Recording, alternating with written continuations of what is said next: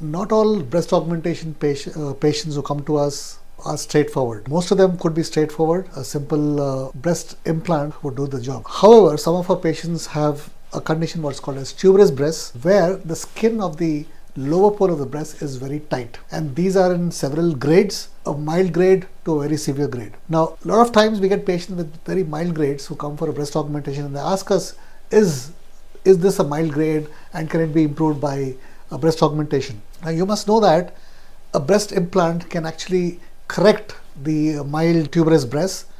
There is a technique which is called as scoring of the lower pole of the breast. Once the scoring is done, the implant automatically expands that lower pole, and they will be able to have a nice lower pole of the breast once the implants are put. So certainly for those patients who have a mild grade of tuberous breast, an implant is the way out.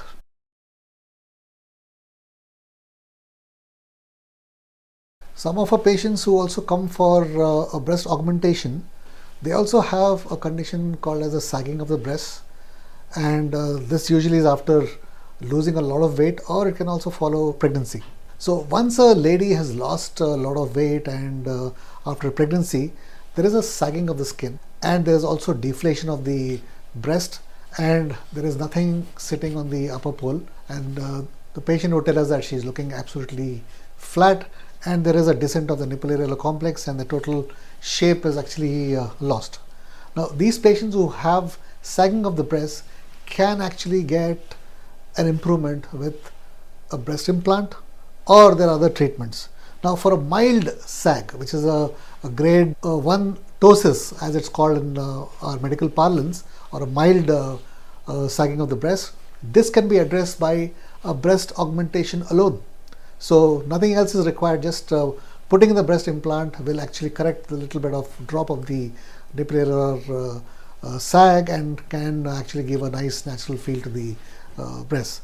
But however, when it comes to moderate to severe sag, you might have to do a technique which is called as augmentation mastopexy, where first the breast is actually lifted and before putting in the implant. So all this is done in one stage. So a patient with severe and moderate sagging of the breast may be helped, and implant which is placed in the breast, either into the breast or in the muscle below, that can help in volumizing the breast, also filling up the upper pole to sort out the problems of the sagging, and that can also help in correction of the excess breast which may be redundant in the lower aspect of the breast. So severe breast sagging, moderate breast sagging, a breast augmentation with a mastopexy will certainly help.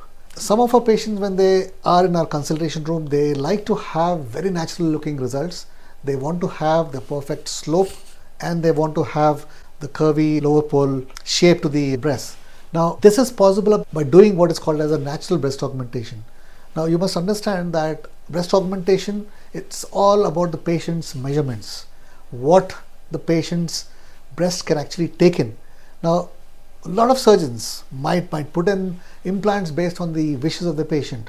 So when you do that, there can be some complications, there can be a lot of stretch, the implant can get stretched out, there might be an extrusion problem, infections, all kinds of problems can happen when you put an oversized implant into a patient who cannot actually take the implant. So we do what is called as a natural breast augmentation, and this is based on the dimensional principle, where we take the measurements and go according to the measurements and giving a very natural look to the breast.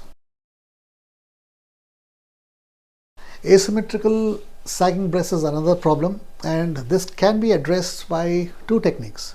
One is by actually consulting the patient, what her expectations are and what she wants actually corrected. So what we do in such patients is we do a 3D consult, where we take pictures of the patient, we feed it into the software, and it kind of gives us what is to be done for each breast. Now, once we know that that particular breast can take up this much volume, so using probably different volume implants will actually correct this problem.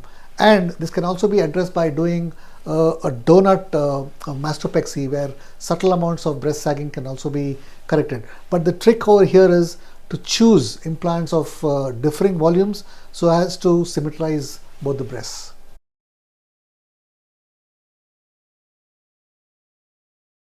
When we consult our patients ask, especially when they come for a breast augmentation, they ask, what cup would I be? Now the rule is, for every 200 cc's of implant which you choose, the cup size increases by 1.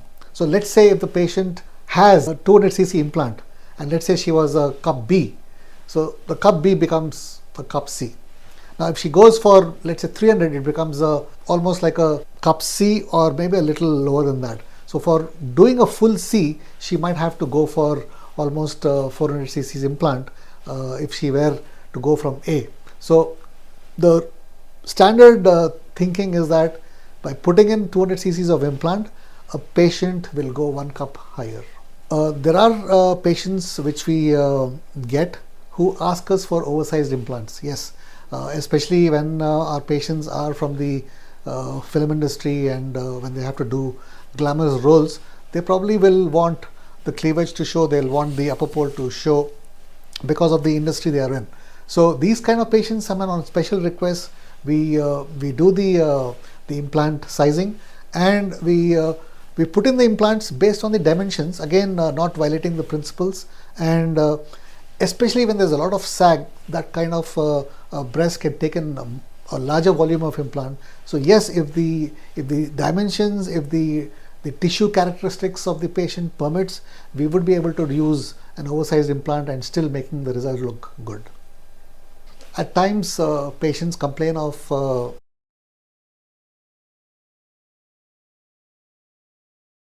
dents in the augmented part of the breast. Now why this happens is because of folding of the implant. Now when you are doing the breast augmentation, when the surgeon is doing the breast augmentation, precise calculations, measurements are done to fit in the implant in the right sized pocket. But if one puts in an implant which is undersized, obviously the implant is going to fold, and this can cause a kind of a line or a dent which can show up on the skin. So it's all based on good principles of doing a breast augmentation based on the characteristics of the patient's chest, patient's skin, and this is called the dimensional concept, and this would actually provide a very, very natural results. So once we follow that dimensional principles of augmenting the breast, it's very difficult for us to create problems for the patient. So the patient must understand this concept that the breast implant is only there, only going to be good once it sits into the right pocket. We cannot be filling in oversized implants in an undersized, measured breast.